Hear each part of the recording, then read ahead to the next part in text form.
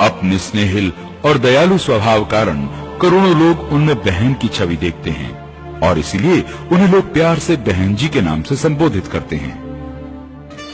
आई माया बहना, इनका क्या है कहना, सबसे प्यारी सबसे न्यारी अपनी माया बहना है। आयरन महिला है, आयरन महिला है, आयरन महिला। उनका हर शासनकाल सामान्य जनता के लिए राहत, इंसाफ और तरक्की लेकर आता है।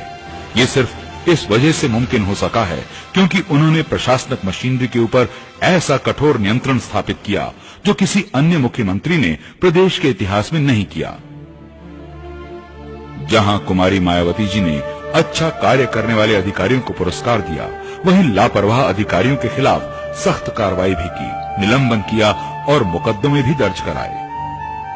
उनके इस कदम से उत्तर प्रदेश की जनता ने पहली बार ये महसूस किया कि मुख्यमंत्री का दबदबा क्या होता है और यदि मुख्यमंत्री चाहे तो पूरी की पूरी व्यवस्था पल भर में बदल सकती है।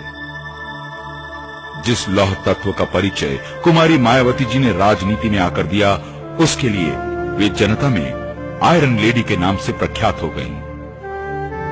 उन्होंने मुख्यमंत्री की हैसियत से प्रशासन पर अपनी पकड़ को मजबूत बनाने के लिए मंडलीय समीक्षाओं की प्रक्रिया शुरू की और एक तेज आंधी की तरह पूरे प्रदेश का दौरा किया। गांव-गांव आकस्मिक तौर पर जाकर विकास कार्यक्रमों का जायजा लिया, जिससे वे जनता से न केवल सीधे तौर पर जुड़ी बल्कि विकास की सच्चाई को भी करीब से देखा। उनके सख्त और कठोर प्रशासन से प्रभावित होकर एक वरिष्ठ पत्रकार श्री मोहम्मद जमील अख्तर ने आयरन लेडी कुमारी मायावती नाम की एक किताब लिखी। इसका विमोचन माननीय श्री कांशीराम द्वारा 14 अप्रैल 1999 को किया गया।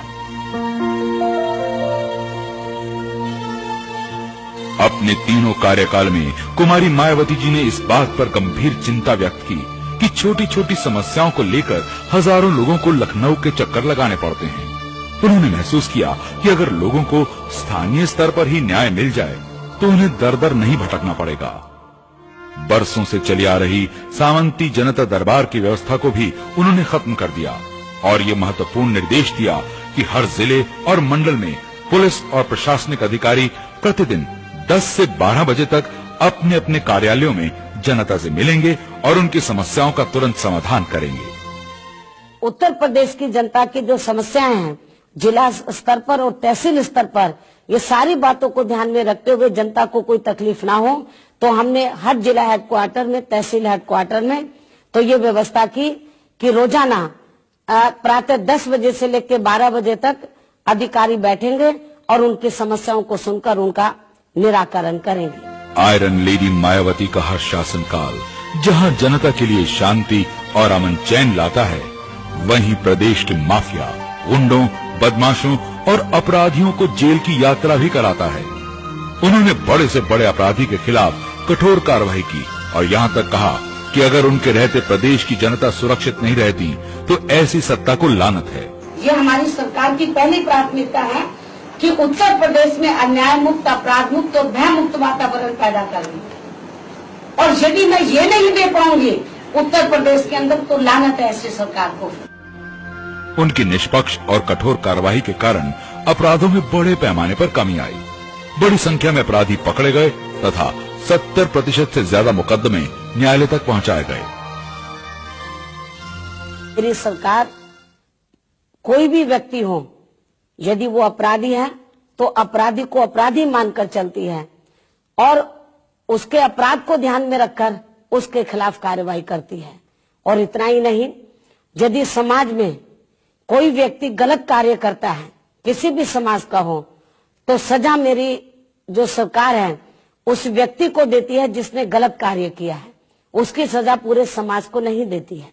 समाज के सभी वर्गों को न्याय दिलवाने के उद्देश्य से कुमारी मायावती जी ने थानाध्यक्षों के पदों पर अनुसूचित जाति जनजाति के लिए 20% एवं धार्मिक अल्पसंख्यकों तथा पिछड़े वर्गों के लिए क्रमशः 5 और 25% आरक्षण सुनिश्चित किया है। कुमारी मायावती जी का पूरी शिद्दत से मानना है कि सामाजिक परिवर्तन का कार्य तभी संभव है जब पूरा समाज इस कार्य में अपना सहयोग देता है। उन्होंने अपर कास्ट के हितों का भी पूरा ध्यान रखा है और इसकी वजह से बहुजन समाज के साथ धीरे धीरे अन्य जाति के लोग भी उनसे जुड़ने लगे। आज उनकी एक आवाज पर प्रदेश के कोने कोने से भारी संख्या में लोग उन्हें उत्साह व उमंग के साथ देखने और सुनने के लिए इकट्ठा होते हैं। और उनकी ये लोकप्रियता केवल उत्तर प्रदेश तक ही नहीं बल्कि भारत के हर क्षेत्र में फैल चुकी है।